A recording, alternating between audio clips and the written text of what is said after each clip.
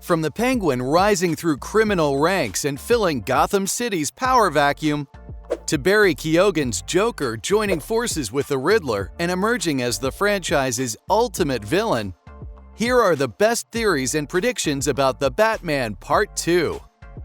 And I'm kicking this off with the Penguin's rise to power in the HBO spin-off. Now, I have to highlight that, as of this video, there are no confirmed storylines or plot points. Most of what I'll be talking about is based on the end of the first movie. So, with that out of the way, let's speculate about Oswald Cobblepot.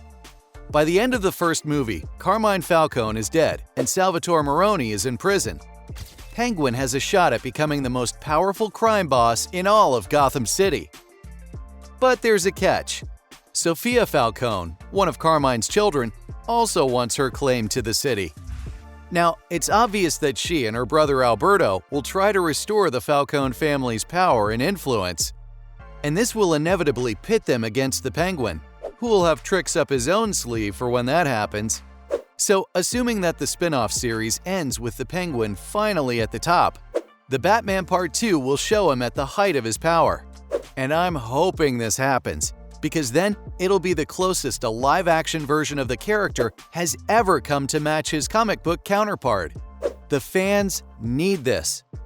Now, there's another theory that makes sense following the end of the first film. It's been done in Gotham and The Dark Knight Rises, but having a brief segment in Part 2 would make a lot of sense. I'm talking about No Man's Land. This is one of the best and most dense Batman storylines in the comics. It makes sense to adapt parts of it because by the end of The Batman, Gotham's under martial law. Batman says so himself. It's going to take time to fix the Riddler's damage, and it could lead to a no man's land type of situation. Granted, it's been done before, so that's why Part 2 shouldn't focus on it too much. Maybe just the first 15 minutes or so to establish what happened between the first and second movies, and so set the stakes for the rest of the movie. It could also introduce a bunch of new characters for the movie, like the Joker or Robin. But Matt Reeves, who's returning to direct Part 2, could take it in a whole new direction. And I hope he does it by finally introducing one of Batman's oldest and most violent villains, the Court of Owls. Now that would be pretty cool. Just like Batman's Rogues Gallery, the Court of Owls is a group of individuals. But they're a lot more than that. They're a violent faction of Gotham's oldest, wealthiest families, and they use their endless wealth and influence to control Gotham City's political landscape. In fact, they're so secretive that even Batman doesn't know about them.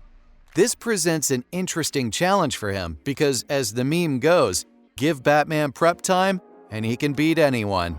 But the Court of Owls will be a lot more challenging at this point in the hero's career.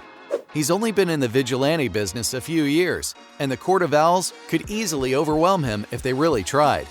Or if he somehow got in their way. It'd be like fighting a shadow, except that shadow has countless assassins at its disposal and pockets deeper than the ocean. If James Gunn and Peter Safran want to keep things exciting for fans, this is how you do it. You could make Part 2 just about the Court of Owls, and it'd turn out as one of DC's best live-action movies ever. Reeves can make it happen. Now, I mentioned Robin earlier, but let's dive deeper. Robert Pattinson's Batman went through a major transformation at the end of the first movie. The Vengeance arc established throughout the movie won't be dropped entirely, but it's clear that he'll try inspiring hope instead of fear. So the sequel would be a great time to introduce Robin. DC's tried doing the whole Batman and Robin duo in the past, but it hasn't really worked. Batman Forever was so bad that they've never really tried doing a live-action version of it again. The only one I genuinely liked was the one in the Lego Batman movie.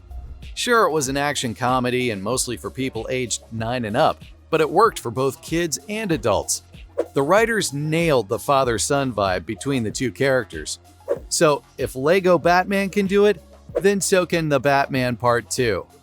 Now, as for which storyline the movie could adapt, I'd say the answer is obvious: Death in the Family. Pattinson has talked about this in the past, and he said that it's the only condition he'd have if the filmmakers wanted to introduce Robin into the franchise. Death in the Family is one of the most iconic Batman storylines, and it's dark, Plus, Pattinson said that he wants Robin to be 13 years old like in the comics, and not a full-grown adult. Exploring this side of the Batman would be the logical next step. He's no longer a rookie, and he's moved on from using vengeance as a mask for his vigilantism. Someone's bound to be inspired and join him in his crusade against crime. So imagine if Jason Todd, the second person to take on Robin's mantle, dies in Batman's arms at the end of the movie. Now that's a cliffhanger worth putting in a sequel. But then again, this is the most logical follow-up to the original. So let's pause for a second and create a timeline of events. First, Penguin fills the crime vacuum that Maroni and Carmine left behind. He has money, power, and tons of influence. But martial law is still in effect, so there's a no man's land situation in Gotham. So he needs to come up with a way to continue expanding his crime syndicate's reach. Next, the Court of Owls makes their first move, and Batman takes notice. He begins his investigation and isn't able to figure out who or what they are. And along the way, he meets Jason Todd.